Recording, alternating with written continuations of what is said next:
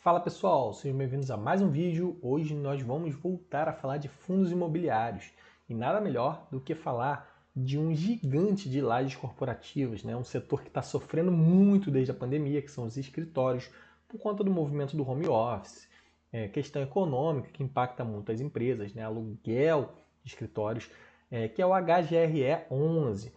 O HGRE, assim como o HGRU, HGLG11, eram geridos pela Credit Suisse, né? Uma instituição muito grande, mas que passou por uma dificuldade financeira. O pessoal falou que ia quebrar os fundos que ela geria, mas o patrimônio da gestora não se confunde com o patrimônio do fundo imobiliário, que é outro CNPJ. De qualquer forma, foi trocado e hoje é a Pátria, né? Hoje a gente vai falar aqui do HGRE e a Pátria Investimentos, que gere esse fundo, né? Trocou a gestora por conta dessas questões todas. O próprio fundo imobiliário optou por trocar, né? Os outros fundos. Então, a gente vai falar aqui do último relatório gerencial de janeiro de 2025, né? Pelo menos foi o último que eu encontrei aqui. Falar um pouquinho deles. Recentemente eles divulgaram um fato relevante, que eles se desfizeram de um imóvel no valor mais ou menos de 40 e poucos milhões, né? 45 milhões. Só que a gente vê aqui, não faz nem cosquinha, né? O valor de mercado do FII, 1,2 bi.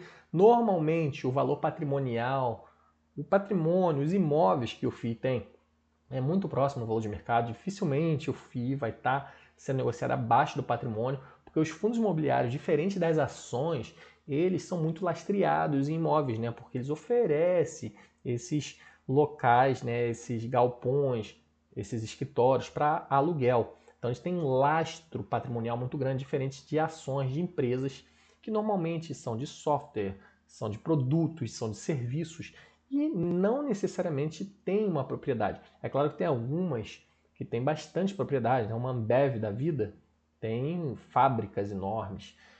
Enfim, então a gente vê aqui que é um FII que paga um bom dividendo, né? Os fundos imobiliários, eles também estão muito descontados, assim como as ações, mas os fundos imobiliários, eles não tendem a cair tanto abaixo do valor patrimonial, diferente das empresas.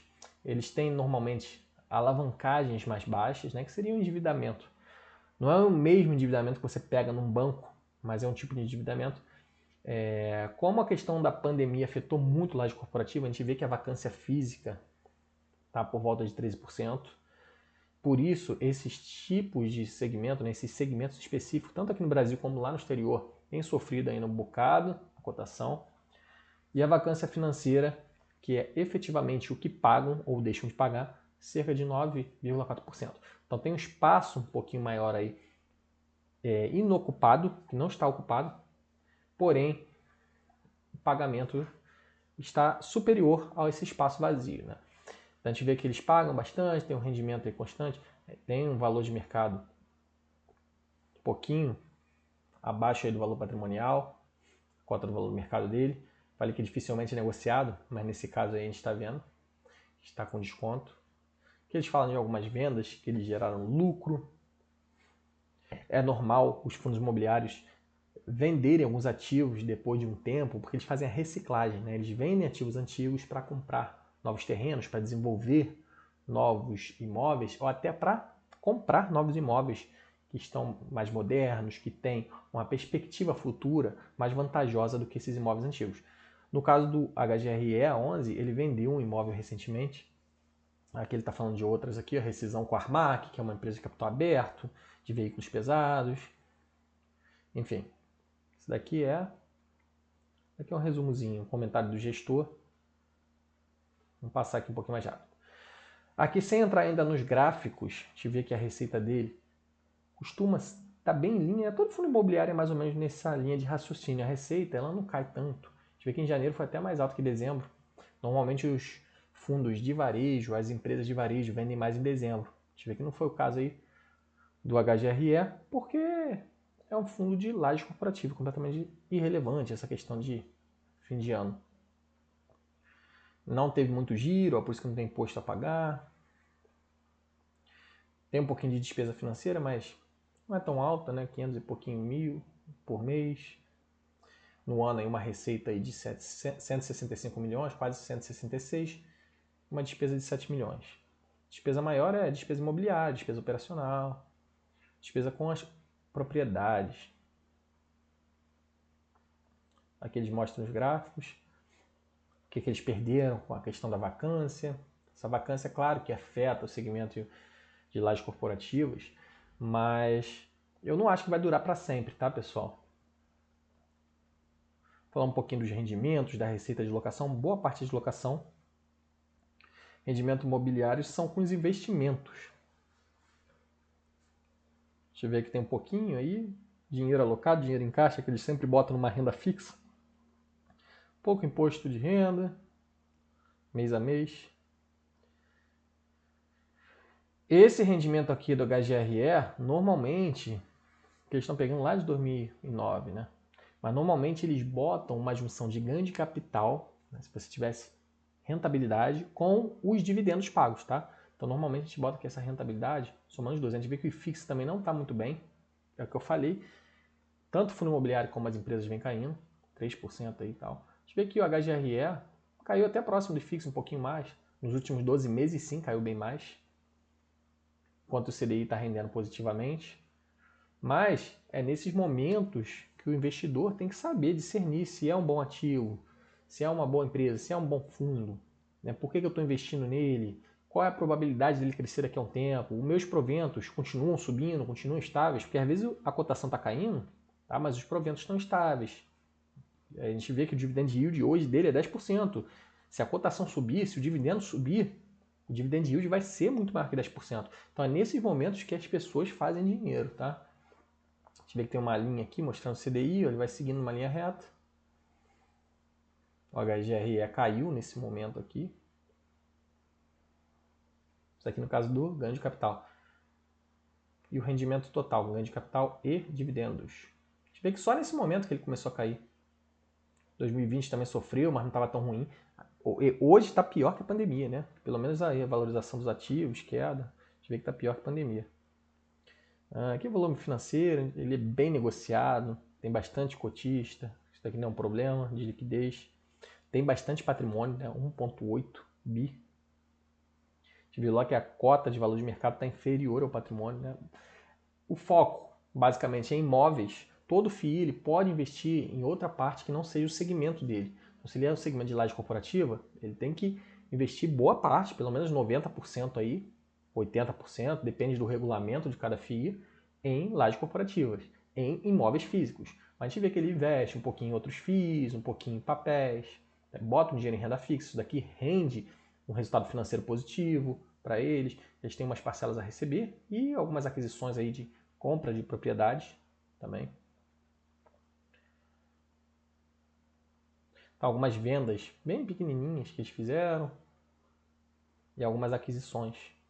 Esse edifício daqui, esse aqui é um CRI, né? Não é um edifício. Eles têm um edifício também aqui no Rio de Janeiro.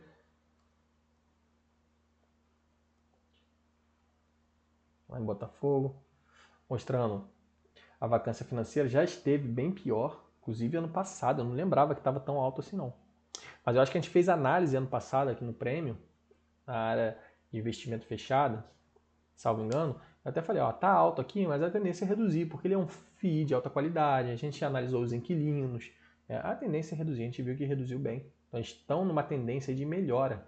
E a cotação indo no sinal oposto. Enquanto o FII está melhorando, a cotação está caindo, por conta de movimento governamental, né, macroeconômico. O vencimento dos contratos é bem longos, ó, de 2029 em diante, pouquinho aqui em 2027. Tem uma revisional que eles conseguem dar uma reajustada nos contratos. Cada ano tem uma parte do contrato. E o reajuste anual, né? Reajuste é diferente da revisional. Revisional você tem uma data específica lá para você fazer uma revisão no contrato. E o reajuste normalmente é anual. Vinculado aí, meio a meio, né? IPCA e GPM. Grandes inquilinos, né? TOTUS, empresas de TI, Vivo, todas de capital aberto. Tem até um pouquinho aqui de hospital, né? Sírio-Libanês. Eles têm a torre corporativa lá em Botafogo, que eu até, se eu não me engano, tem esse mesmo nome daquele CRI que eu vi aqui. Estava falando de parcelas a receber. Ou parecido, lá em Botafogo.